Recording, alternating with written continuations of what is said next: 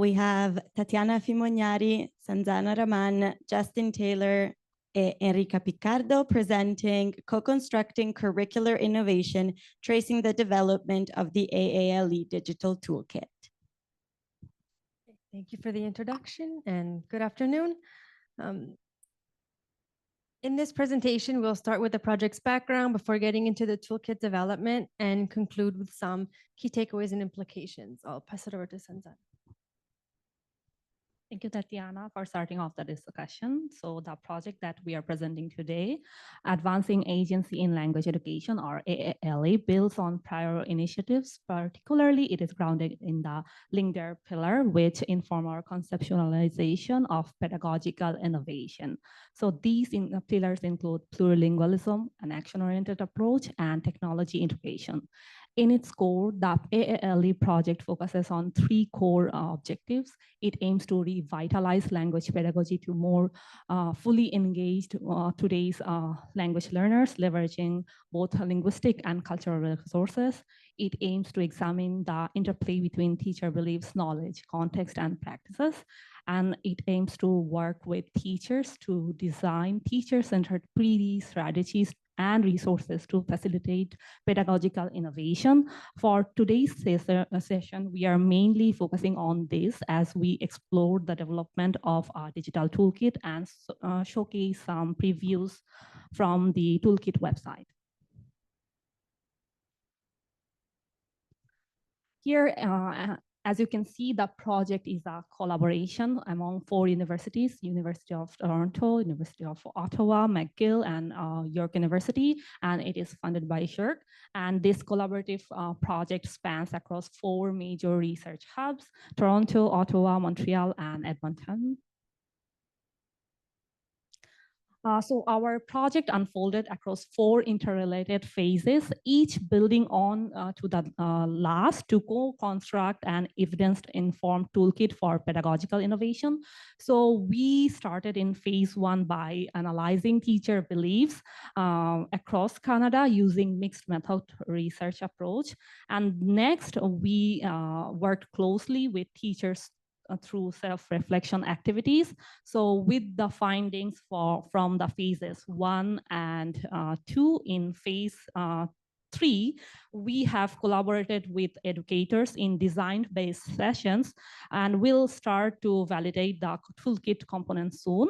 In the upcoming stage, 4th and final stage of this project, we will evaluate the toolkit with a group of teacher collaborators from across the 4 language hubs.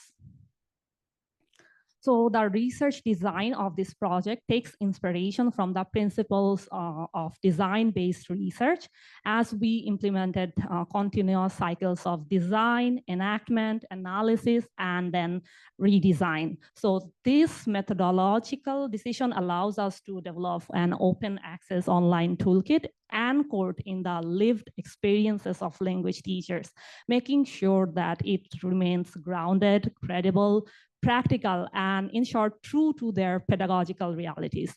In particular, this toolkit integrates co-constructed insights from research and practice, offering evidence-based strategies, adaptive curricular resources, and reflective tools to empower educators to implement plurilingual, action-oriented, and technology-mediated approaches. Now I welcome Justin. Yeah, so if you haven't picked up on it, this is building on the previous presentation, but this is a nice recap for anybody who might just be joining us on Zoom. And so again, this is building on phase 1 and phase 2, but we want to emphasize that this is built on lots and lots of data. And this is from different methodologies and different ways of collecting this data and asking teachers, what do they need? What are they missing? What do they understand about our pillars?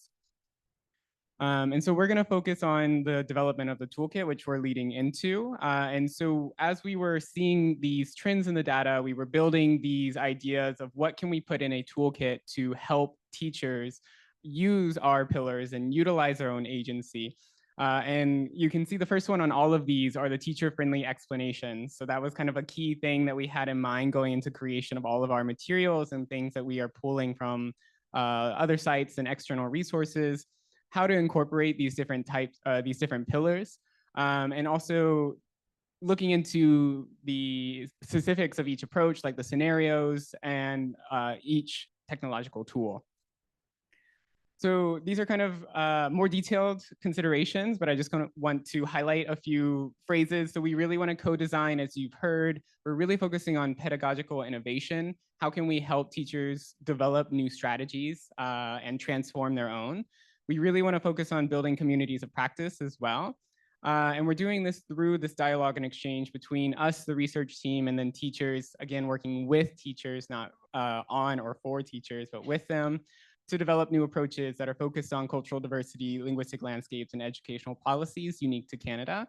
And as you've heard in the next phase, we're also going to be focusing on evaluating as well.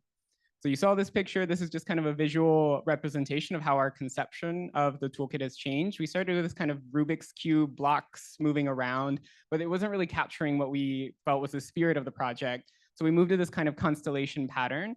And then finally, kind of this current form, I won't say final form because who knows, it might change a little bit more, but where we're at now with this constellation of each part of the toolkit. And you can see that there are many different parts all built around these pillars that we've been talking about, including things that you'll see today, such as info sheets and scenarios, but also how to use it, external resources, voices from teachers, all kinds of different materials. And when we were thinking about this, we really wanted to focus on quality. So we're not just trying to turn out a bunch of different things, but we would rather have less materials that are quality material that teachers can then adapt in their own context. And so we went through a process of creating and finding resources and tagging them and associating those with gaps in all of this data that we've been collecting. And so next we're going to show you some of the things that we've been working on. So you may remember we mentioned that we created kind of these bite-sized, deeper dive, and extended explorations.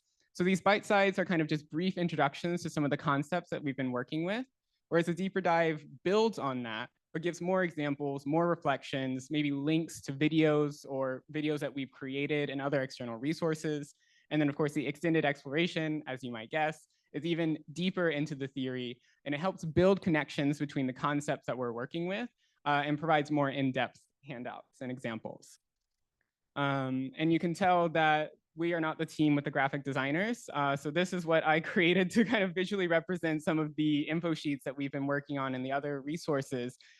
Just to represent, again, at our core, we have our project focused on agency and our pillars, and branching out from that, we're kind of developing these different info sheets and finding these resources connected to them. And so these are only a few of the things that we've really kind of dug into and focused on, and there's a lot more. Unfortunately, we just don't have time to show them all. And so with that, I will turn it over to Tatiana. Thank you. Okay, so now let's take a look at our website, the info sheets, and the action-oriented scenarios. So this is our website homepage. Yes, in progress. This is our search page. So on the right side, you'll find the links to the info sheets and a brief sample of what's inside. Sorry, on the left side. And on the right side are the info sheets filters by pillars, content areas, resources, etc. And here's an example of a bite-sized info sheet. As you can see, there are links that will connect to other info sheets, either within the website or to other external resources. And here's a deeper dive info sheet. We have some visual representations of concepts, and this is a more detailed explanation compared to the bite-sized. In fact, what you see on the slide is not the full info sheet, it's only about half of it. And then here's an extended exploration info sheet. Again, this is only part of the entire info sheet to highlight some important features, such as an application section, some reflection questions, and even more external resources at the bottom.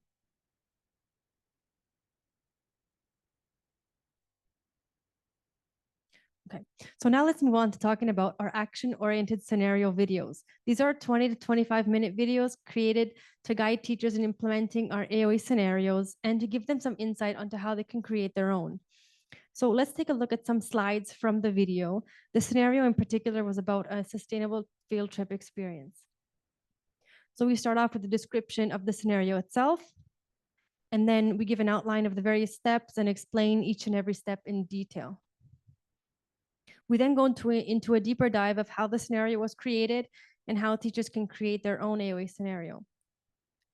So this is our action-oriented scenario template designed to help teachers plan their scenario. We are currently in the progress of redesigning the template to make it more visually appealing and user-friendly. So we start off with the title and an overview of the scenario, which is the description. We then determine the target language, the target age, languages, CFR level, and learning goals. And then we add CFR descriptors for various categories such as communication, plurilingualism, mediation, etc. So this was a sneak peek of the website and an example of the AOE scenarios we are in the process of creating to facilitate teachers' implementation of the scenarios. So the fourth and last phase of the project includes implementing and assessing the toolkit. So now for some implications. The ALE project in general places teachers at the center of innovation, encouraging them to take an active role in developing new teaching methods. Seeing teachers as creators of knowledge, it builds collaboration between educators and researchers, promoting the exchange of ideas and co-created solutions. At its core, the project empowers teachers as agents of change, positioning teacher agency as the key to transforming attitudes and practices in education. So thank you for your time and attention. Here are some links to our social media pages and our emails. Here are references, and I'm going to just leave it on this page. Thank you.